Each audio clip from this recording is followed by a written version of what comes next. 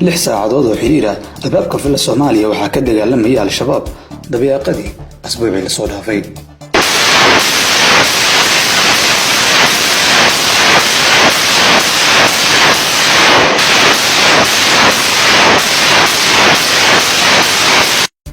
weerarkan wuxuu ku soo aaday xilli uu baarlamaanka Soomaaliya ka doodayo sharciga doorashada ee 2020.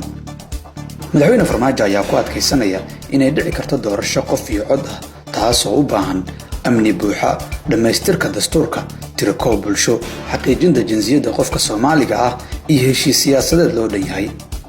weerarkii lagu qaaday Israa'iil oo dhowr tilaabo u jira fila Soomaaliya ayaa hadalka ku xiray dad badan oo ila toosneed qadiyadda madaxweynaha ee qof iyo cod. ogaada maalinta la dhihi jiray muxuu ahaay Johor lagu qabanay in Johor lagu soo doortay Hirshabelle maalintii 5 gooran maalintii aan xamar iyo Johor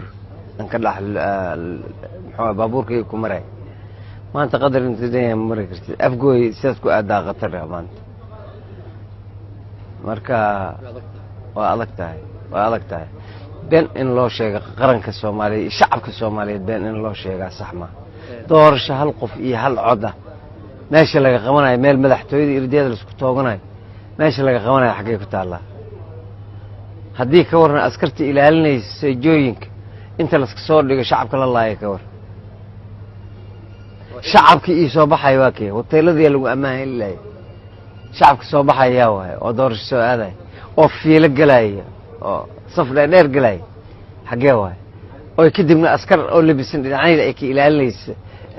yaa waay ilaan madaxtooyadii iyo SYL inta ka dhaxaysa ciidan laba ciidan oo cadu isku noolaayeen runta ma ka hadalno dalkan doorasho hal qof iyo hal cod kama dhici karto. xildhibaanada iyo mas'uuliyiinta kale ayaa shalay loo diiday inay ciidankooda ku dhawaadaan aagga madaxtooyada kadib weerarkii 10kii bishan lagu qaaday hotel ku yaala albaabka fila Soomaaliya. tani waxay abuurtay dood hor leh oo la xiriirta xaaladda amni iyo damaca madaxweynaha oo u muuqda kuwa isdiidaya. waxaan u malaynayaa saakay markaan baarlamaanka imaanaynay daliil cad bay u tahay dalkan xaaladiisu meeshay marayso kuma noolin Jupiterka iyo Mariska samadaha kore kuma noolin dalkan dhulkiisaan ku noolna saaka ciidamadii waxaa la isaga soo reebay meesha u dambaysa meeshii Soomaaliya la rabay inay u amni badato oo maaragtay cabsi ka jirta awgeed